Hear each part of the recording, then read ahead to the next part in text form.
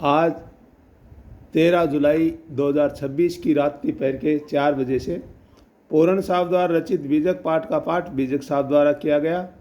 तत्पश्चात उन्होंने सतगुरु कबीर साहब द्वारा रचित बीजक की रमेनी 10 की 1 नंबर, 2 नंबर, 3 नंबर और 4 नंबर लाइन का टीका किया। इसी क्रम में मैं सतगुरु कबीर साहब द्वारा रचित बीजक की रमेनी 10 की 1 नंबर, 2 नंबर, 3 नंबर और 4 नंबर लाइन का टीका जो पूर्ण साहब ने किया वो प्लस मैं अपने विवेक से बताने की कोशिश करूँगा। सभी ध्यान से सुने। राही ले पिपी राही बही, करगी आवत काहू न कही। इसमें सतगुरु कबीर साहब समझाते हैं कि ये जो अभी मैं बात बतला रहा हूँ ये पहले की रमेनी में आपको बता चुका हूँ कि जन्म मनुष्य से लेकर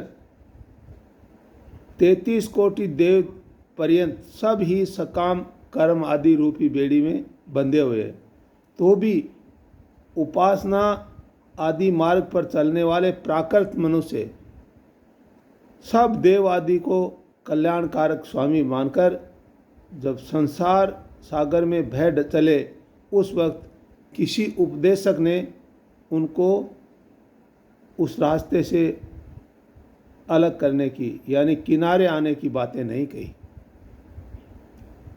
आगे कहा, आई करगी मो अजगुता, जन्म जन्म यम पहिरे बूता।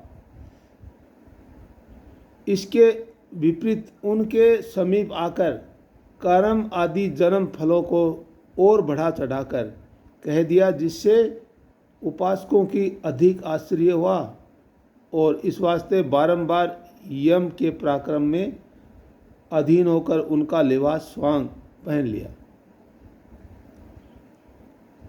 अगली लाइन है, बूता पहिरी यम कीन सामाना, 3 लोक में कीन पयाना। अपने पराक्रम में से यमराज ने स्वांग धारण करके वह करवा के सबों को अपना लिया यानी स्वाधीन कर लिया और तीनों लोकों में अपना साम्राज्य सरलता से फैला दिया और बेखटके दौर लगाने लगा। आगे है, बांधेउ ब्रह्मा विष्णु महेशु, सुर नर मुनि ओ बांधु गणेशु। फिर प्राकृत मनुष्य नर जीवों की तो बात ही क्या, ब्रह्मा विष्णु महेश सुर नर मुनि गणेश सब के सब इसी बेड़ी में जकड़ गए।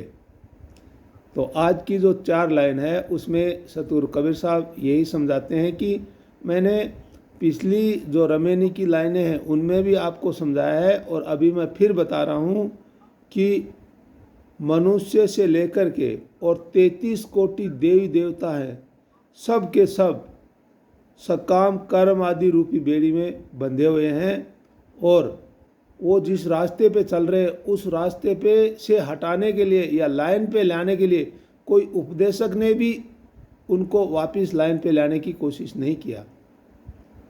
इसलिए सब के सब अपने कर्म आदि के फलों के चक्कर में और यमराज के चक्कर में फंस गए और यमराज ने अपना और यहाँ पे वो जमा लिया और बार बार उसका पराक्रम बढ़ता गया और सब ने यमराज ने अपना वही रास्ता अपना करके सबको अपने अधीन कर लिया और यमराज का जो स्वांग है पराक्रम का वो उसने सबसे करवा के अपना करके सबको दूसरी चीज़ों से स्वाधीन करके अपनी तरफ मोड़ लिया और फिर जो प्राकृत मनुष्य है वो बेचारा क्या उसका सामना करे।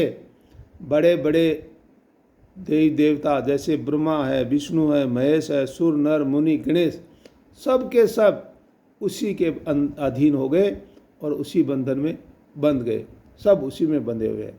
ऐसा आज की 4 लाइन में सतगुरु कबीर साहब ने समझाने की कोशिश किया है। जी गुरु जी।